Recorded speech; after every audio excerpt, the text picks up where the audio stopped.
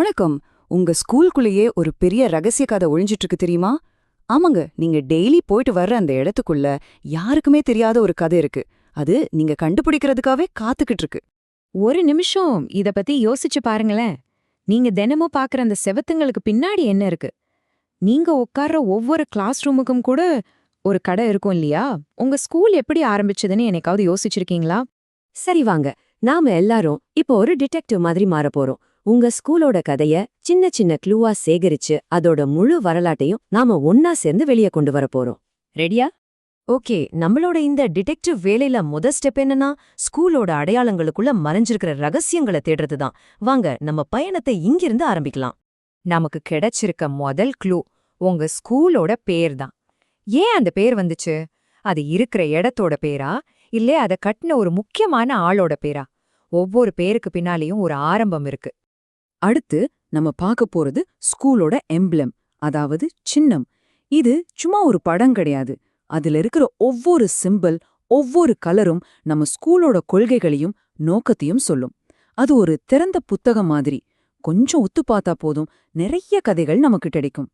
இப்போ ஸ்கூலோட மோட்டோ, அதுதான் அந்த தாரக மந்திரம்னு சொல்லுவோம்ல, இது சும்மா வார்த்தைங்க இல்ல. இதுதான் நம்ம ஸ்கூலோட ஒரு ப்ராமிஸ். ஸ்டூடெண்ட்ஸ் எப்படி இருக்கணும்னு ஸ்கூல் எதிர்பார்க்குதுன்னு இது தெளிவா காட்டும். ஸ்கூலோட ஆன்மாவை புரிஞ்சுக்க இது ஒரு முக்கியமான சாவி. சரி, அடுத்த கட்டத்துக்கு போலாமா? அடையாள சின்னங்கள்ல இருந்து இப்போ நம்ம கவனம் ஸ்கூல் எப்படி உண்மையிலே வளர்ந்துச்சுங்கிறத பத்தி பார்க்க போகுது. அந்த காலத்தோட தடம் எப்படி பதிஞ்சிருக்குன்னு பார்க்கலாம் வாங்க. இன்னைக்கு நீங்க பாக்குற இந்த பெரிய ஸ்கூல் ஒரு காலத்துல ஒரே ஒரு சின்ன பில்டிங்ல ஆரம்பிச்சிருக்குன்னு சொன்னா நம்புவீங்களா? ஏன், ஒரு மரத்தடிக்கு கீழே கூட ஆரம்பிச்சிருக்கலாம். அந்த முதல் செங்கல்ல இருந்து தான் இந்த பெரிய பயணம் ஸ்டார்ட் ஆயிருக்கு. இந்த டைம்லைனை பாருங்களேன். எல்லாம் எப்போ ஸ்டார்ட் ஆச்சு, அந்த முதல் பில்டிங் எப்படி இருந்திருக்கும், அப்புறம் கொஞ்சம் கொஞ்சமா வளர்ந்து புது புது பில்டிங் எல்லாம் வந்து இன்னைக்கு நாம பாக்குற இந்த பிரம்மாண்டமான ஸ்கூலா மாறிருக்கு. ஒவ்வொரு ஸ்டேஜ்லயும் ஒரு கதை இருக்கு. பில்டிங்ஸ் மட்டும் ஒரு ஸ்கூலை உருவாக்கிறாதுங்க. அதுக்குள்ள இருக்கிற மனுஷங்க தான் ரொம்ப முக்கியம். இப்போ நம்மளோட டிடெக்டிவ் பார்வை இந்த ஸ்கூலோட வரலாற்றை செதுக்குன அந்த முக்கியமான ஆட்கள் மேல திரும்ப போகுது. இந்த வார்த்தைகள் எவ்வளவு உண்மை பாருங்க. ஒரு ஸ்கூலோட இதயம்னா அது அங்கிருந்த ஹெட்மாஸ்டர்ஸ், டீச்சர்ஸ், அப்புறம் ஸ்டூடெண்ட்ஸ் தான். அவங்களோட கதைகள் தான் அந்த ஸ்கூலோட உண்மையான வரலாறு. உங்க ஸ்கூலோட முதல் ஹெட்மாஸ்டர் யாருன்னு உங்களுக்கு தெரியுமா? உங்களுக்கு ரொம்ப பிடிச்ச மறக்கவே முடியாத டீச்சர் யாரு? உங்க ஸ்கூல் பண்ண பெரிய சாதனைகள், ஸ்போர்ட்ஸ்ல ஜெயிச்ச வெற்றிகள், இது எல்லாம் யோசிச்சு பாருங்க. இவங்க தான் இந்த ஸ்கூலோட உண்மையான ஹீரோஸ்.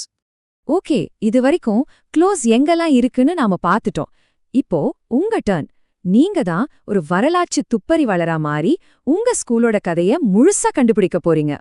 சரி, எங்க இருந்து ஆரம்பிக்கிறதுன்னு யோசிக்கிறீங்களா? இந்த வழிகளை ஃபாலோ பண்ணுங்க. பழைய ஸ்கூல் மேகசின், ஃபோட்டோஸ், ரெக்கார்ட்ஸ் இதெல்லாமே ஒரு நல்ல ஸ்டார்ட் தான். ஆனா உண்மையான சூப்பரான கதைகள்லாம் எங்க இருக்கும் தெரியுமா? அங்க வேலை பார்த்த சீனியர் டீச்சர்ஸ் கிட்டேயும் படிச்சு முடிச்ச பழைய ஸ்டூடெண்ட்ஸ் கிட்டேயும் தான். அவங்க கிட்ட பேசி பாருங்க, அவங்க ஒரு கதை புதையலாவே இருப்பாங்க. சரி, இவ்ளோ கஷ்டப்பட்டு இந்த ரகசியத்தை எல்லாம் கண்டுபிடிக்கிறோம்ல, இதனால நமக்கு கிடைக்க போற உண்மையான புதையல் என்ன?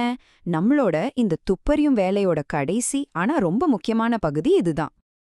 உங்க ஸ்கூலோட வரலாற்றை நீங்க தெரிஞ்சுக்கும் போது நீங்க சும்மா ஒரு ஸ்டூடெண்டா மட்டும் இருக்க மாட்டீங்க. அந்த பாரம்பரியத்தோட ஒரு நீட்சியா மாறுறீங்க. அந்த பாரம்பரியத்துல நீங்களும் ஒரு பகுதின்னு நினைக்கும்போது உங்களுக்குள்ள ஒரு பெருமை வரும். அதை பாப்பாத்தணுங்கிற ஒரு பொறுப்புணர்வும் வரும். இதுதாங்க நாம தேடின உண்மையான புதையல். இப்போ ரொம்ப ரொம்ப முக்கியமான ஒரு கேள்வி. ஸ்கூலோட கடந்த காலத்தை நாம பார்த்துட்டோம். ஆனா அதோட எதிர்காலம் உங்க கையில தான் இருக்கு. அதோட வரலாற்றோட அடுத்த அத்தியாயத்தை எழுத போறது யாரு? அது நீங்களா கூட இருக்கலாம் இல்லையா? யோசிச்சு பாருங்க.